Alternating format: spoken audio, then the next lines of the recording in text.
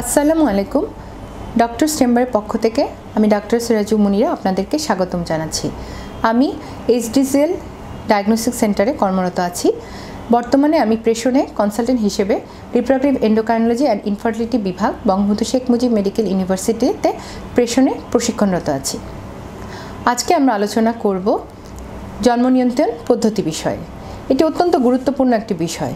আমরা প্রায়ই দেখি আমাদের কাছে পেশেন্টরা আসছেন বাচ্চা নষ্ট করার জন্য। তো প্রথমেই যদি জন্ম নিয়ন্ত্রণ ব্যবস্থাটা নেওয়া যায় বিয়ের পরপরই বা আগে থেকে যদি প্ল্যান করা যায় যে আমি এই সময় বাচ্চা নিব এবং একটা জন্ম নিয়ন্ত্রণ পদ্ধতি নিব, আমরা যদি প্রথমেই ডাক্তারের কাছে আসি বিয়ের পরপরই, তাহলেই কিন্তু এই ধরনের ঘটনাকে প্রতিকার করা যায়। কারণ আমরা যখন আনপ্ল্যান প্রেগনেন্সিকে অ্যাবর্শন করাই তখন আমাদের টিউব বন্ধ হয়ে যেতে পারে। আর প্রথম বাচ্চার ক্ষেত্রেই যদি আমরা এই কাজগুলো করি তখন পরবর্তীতে দেখা যায় যে বাচ্চা হওয়াটাও একটু সমস্যা হয়ে যায়। 15% এক্ষেত্রে পরবর্তীতে টিউব বন্ধ হয়ে যাওয়ার একটা প্রবণতা দেখা যায়। সে কারণে আজকে আমি জন্ম নিয়ন্ত্রণ পদ্ধতি বিষয়ে একটু আলোকপাত করতে চাচ্ছি। এবং নিউলি ম্যারিড কাপলদের জন্য সবথেকে সহজ পদ্ধতি হচ্ছে ব্যারিয়ার মেথড, যেটা কন্ডম, যেটা পুরুষের ব্যবহারের জন্য, আর মহিলাদের জন্য ওরাল কন্ট্রাসেপটিভ পিল। এখন কন্ডমের ফেইলিয়ার রেট 14%। তো আমরা বুঝতেই পারছি যে এক্ষেত্রে যদি আমরা 2 থেকে 3 বছরের একটা প্ল্যানিং করি যে পর বাচ্চা নিব, সেক্ষেত্রে ওরাল কন্ট্রাসেপটিভ পিলই ভালো। এবং আগে যেটা হতো যে ওরাল কন্ট্রাসেপটিভ পিল মানুষ অ্যাভয়েড করতো, কারণ এতে মাথা ব্যথা করে, বমি বমি ভাব লাগে, মোটা হয়ে যায়। এখন নিউয়ার জেনারেশন অনেক পিল এসেছে। 3rd জেনারেশন প্রোজেস্টেরন, স্পাইরোলেকটিন কন্টেনিং যে পিলগুলো, এগুলো খেলে মানুষ মোটাও হয় না, বরং দেখা যায় যে এটার অনেক ভালো দিক আছে। ভালো দিকগুলোর মধ্যে ব্রণের চিকিৎসা হয়, মাসিক নিয়মিত হয়, মাসিকের সময় যে ব্যথা হয় সেটা কমে যায়, ছোট ছোট সিটস থাকলে সেগুলো কারেক্ট হয়ে যায়। আমরা প্রায় শুনে থাকি পলিসিস্টিক ওভারিয়ান সিনড্রোম, এটারও প্রথম লাইন চিকিৎসা হচ্ছে ওরাল কন্ট্রাসেপটিভ পিল। এবং দেখা যাচ্ছে যে রোগীর বিভিন্ন হরমোনাল যে সমস্যাগুলো থাকে, কিছু অ্যান্ড্রোজেন লেভেল বেশি থাকে, সেগুলোও এই পিলটা খেলে কারেক্ট হয়ে যায়। এবং শতকরা 50% ক্ষেত্রে যদি কেউ 3 থেকে 5 বছর ওরাল কন্ট্রাসেপটিভ পিল খায় তাহলে তার ওভারিয়ান ক্যান্সার হওয়ার সম্ভাবনাটা কমে যায়, এন্ডোমেট্রিয়াল ক্যান্সার হওয়ার সম্ভাবনাটা কমে যায়, পেলভিক ইনফ্ল্যামেটরি ডিজিজ বা ইনফেকশন এটা হওয়ার প্রবণতাটাও কমে যায়। পিলের কিছু কন্ট্রাইন্ডিকেশন আছে। কখন কখন আমরা কোনোভাবেই পিল দিতে পারবো না। যদি দেখা যায় যে অনেক বেশি উচ্চ রক্তচাপের রোগী, তাকে আমরা পিল দিতে পারবো না। রোগী সাইকোসিসের রোগী, তাকে আমরা পিল দিতে পারবো না। লিভার ক্যান্সার, লিভার সিরোসিস, এই রোগীগুলোকে দেওয়া যাবে না। মাইগ্রেনের চরম ব্যথা আছে, তাদেরকে দেওয়া যাবে না। কোলেস্টেসিস, জন্ডিসের রিসেন্ট হিস্ট্রি আছে, তাকে দেওয়া যাবে না। ব্রেস্ট ক্যান্সার কিছুদিন আগেই হয়েছে, তাদেরকে দেওয়া যাবে না। ডায়াবেটিস রোগীর ক্ষেত্রে দেওয়া যাবে যদি ডায়াবেটিস মোটামুটি কন্ট্রোল থাকে। প্রেশারও যদি কন্ট্রোল থাকে তাহলে আমরা দিতে পারবো। স্মোকিং করলে আমরা সাধারণত দিতে না করি। তো আর 35-এর উপরের বয়সের ক্ষেত্রে আগে বলা ওটা রিলেটিভ কন্ট্রাইন্ডিকেশন, তেমন সমস্যা নেই। আর আগে আমরা যে ভুল ধারণাগুলো ছিল যে পিল খেলে বাচ্চা হবে না, এই ধরনের কোনো আসলে বিষয় না। বরং আমরা অনেক ক্ষেত্রেই পলিসিস্টিক ওভারিয়ান সিনড্রোম বা এন্ডোমেট্রিওসিসে অনেক সময় পিল খেয়ে রোগীকে নিয়ন্ত্রণ করে তারপর বাচ্চা নিতে বলি। তো সেই আগেকার সেই ডাইলেমাগুলো এখন আর নেই।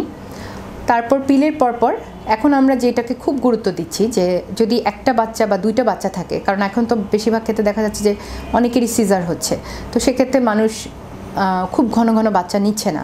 তো আমরা সেই সব ক্ষেত্রে কী জন্ম নিয়ন্ত্রণ ব্যবস্থা নিতে পারি। পিলের পরপরই যেটা সহজ একটা উপায় আছে সেটা হচ্ছে ইঞ্জেকশন নেওয়া। অনেকেই নেয়। ইঞ্জেকশনটা সাধারণত ডিপোর্ট মেড্রক্সিপ্রোজেস্টেরন দিয়ে দেওয়া হয় এবং এটা 3 মাস অন্তর অন্তর দিতে হয়। তো ইঞ্জেকশনে তেমন কোনো সমস্যা নেই, একটাই সমস্যা যে মাসিক বন্ধ হয়ে যেতে পারে এবং মোটা হওয়ার একটা প্রবণতা দেখা যায়। তো আগে ইঞ্জেকশনগুলো মাংসপেশিতে দেওয়া হতো, এখন খুব হালকা ধরনের মানে পেটে দেওয়া যায় এই ধরনের ইঞ্জেকশনও এসেছে। এবং আমরা আগে খালি গভর্নমেন্ট চ্যানেলের ইঞ্জেকশনগুলো পেতাম, এখন এসএমসিও কিছু ইঞ্জেকশন বাজারে নিয়ে এসেছে। অনেক আমরা গাইনোকোলজিস্টরা এখন এগুলো দিচ্ছি, ইঞ্জেকশন দেই বা বিভিন্ন ধরনের ইমপ্লান্ট দেই। তো ইঞ্জেকশনের পরবর্তী যেটা বলবো যে দীর্ঘমেয়াদী ব্যবস্থার মধ্যে ইমপ্লান্টটা কি? ইমপ্লান্ট হচ্ছে কাঠির মতো একটা জিনিস, যেটা আগে প্রথম যখন এসেছিল তখন 6টা রড ছিল, এখন 2টো রড 1টা রডের পাওয়া যায়। তো 2টো রডের যেটা পাওয়া যায় জেডেল, সেটা অনেকের কাছে আছে অ্যাভেলেবেল। এটা সরকারি ব্যবস্থাপনাতেও দেই, আবার আমাদের চেম্বারগুলোতেও দেওয়া যায়। এটা 5 বছরের জন্য জন্ম নিয়ন্ত্রণ পদ্ধতি দিতে পারে।